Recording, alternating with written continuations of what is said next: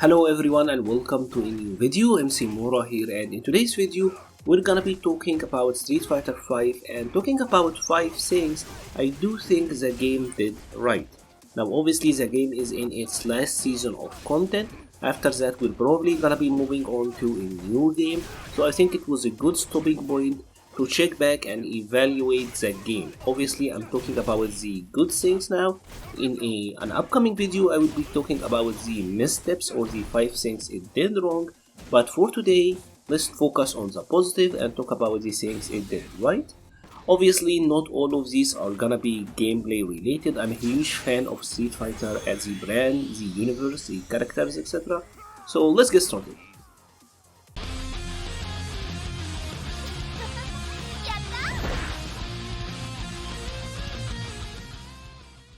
How Capcom handled clone characters is absolutely one of my favorite things about Street Fighter V.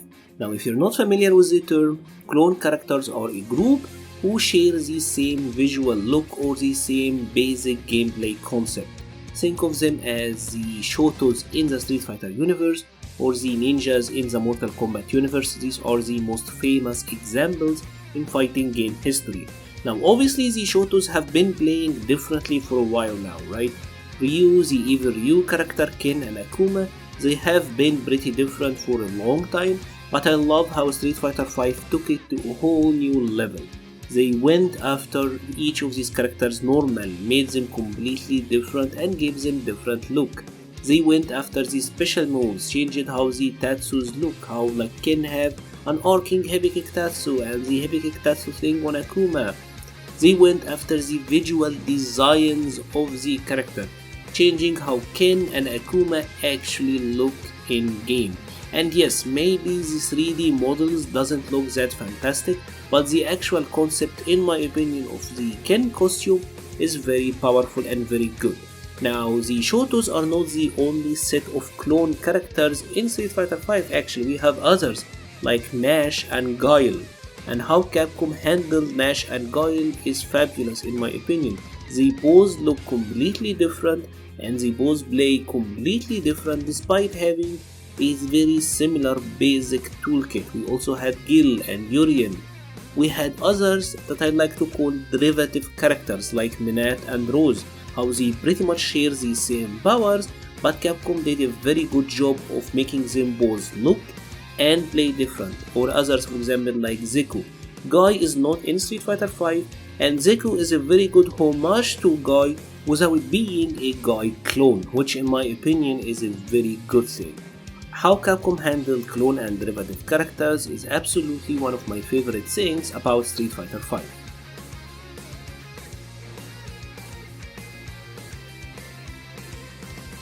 One of these things that I actually really like about Street Fighter V is the fact that they made the combo execution easier. Now I know some people may already hate me for saying this, but please hear me out on this one. The previous game Street Fighter IV had a very weird duality where the combos could get legitimately difficult, right? Some Street Fighter IV combos required 1 frame lengths, and 1 frame lengths are pretty much you have 1/60th of a second to get the combos down, and that in itself is actually very hard. Some characters in Street Fighter IV didn't need to do this. For example, Cody or Ryu, they had easier options that could still do good damage, but to play them optimally you had to do the 1 frame lengths, and that is completely fine. This is the best case scenario. Now the issue is that some characters actually required you to do the 1 frame lengths. For example, a character like Rufus, you had to do standing light kick into standing heavy punch, and if you couldn't get that length down consistently, Rufus was not playable on anything above beginner level. Now the duality here is that the reversal window was gigantic in Street Fighter IV. So the defender or the guy getting comboed was literally mashing on his Dragon Punch while the attacker is sweating doing priority linking and just playing gymnastics on his controller or stick, right?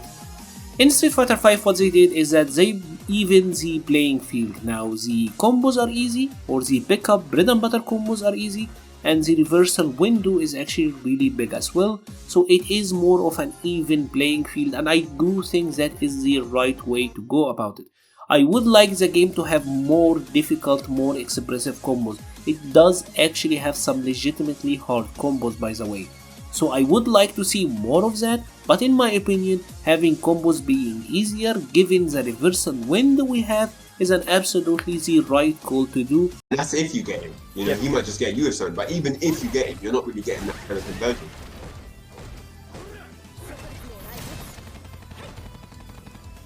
I jumped in the way, there is a life feed on Tokido's side. Phil is just getting so little with this. Yeah, and look at this one hit, look at the damage. How about you die? Just the second one. Look at, he's got the links, the headbutt, the loops. Oh my god, clip that! Clip that! What combo was that? One of the things that I absolutely like about Street Fighter V is the fact that you can buy characters with fight money or in-game currency. I know this got nerfed in the later seasons of the game, the gain on fight money got reduced, but I also think just having the option is actually a very good thing, especially if you compare it to the other fighting games out there.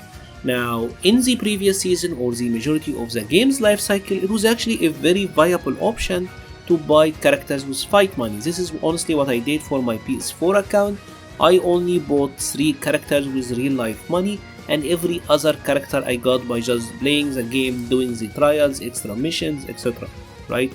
And like I said, if you compare it to the competitor fighting games, it is actually an amazing option to have. Even if you don't have enough fight money on your account, you can just create a new one, play the character stories or the trials and get enough fight money to unlock a character and try them out. Now compare that to another competitor, for example like Soul Calibur. Let's say I want to train against a certain character in Soul Calibur. There are no ifs or buts about it. I have to pay money to actually get to try that character. In Street Fighter V, at least we have the option of the in-game currency. Even if it meant that you would have to create a new account to test them, at least it's something that's out there. And obviously Capcom did a lot of free character trials and such over the seasons, so I do think this is one of the best things about the game. We take it for granted and I know many people don't like it, but honestly when you really think about it, it's actually a very good option.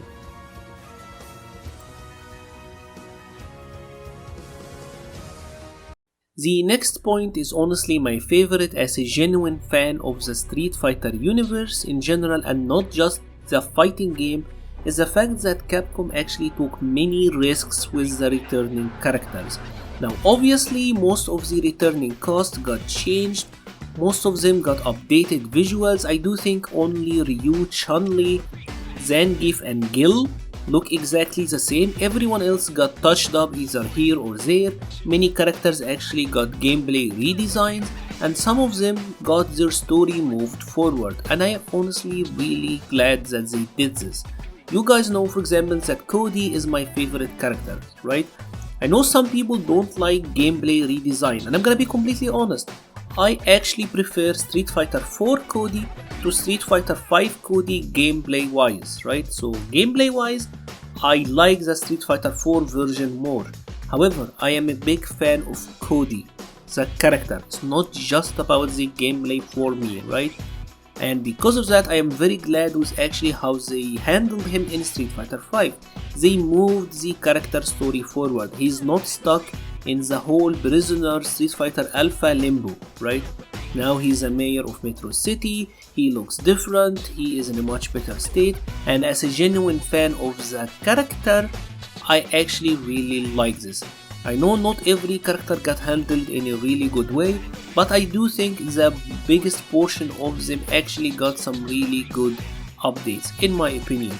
Street Fighter 4, when you really think about it, played it ultra safe. Street Fighter 4 was cashing in on nostalgia. They brought back everyone with the exact same look they had in their first games. Whether they were Street Fighter 2 character or Alpha or 3, everyone came back with the same exact gameplay design, the same exact look, and Street Fighter 5 had to handle moving the characters forward. They didn't hit it out of the park with everyone, but you have to respect that they at least tried.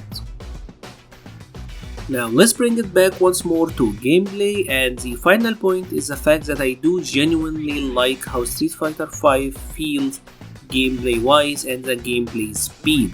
When I went back to play Street Fighter 4 recently, I noticed how much slower the game felt, the general movement, dashes, the emphasis on sweeps and hard knockdowns, which caused a general slow pace of combat. Now I know for example that Street Fighter 4 had fantastic gameplay when it comes to the neutral. I'm just talking about the tempo and the general gameplay speed.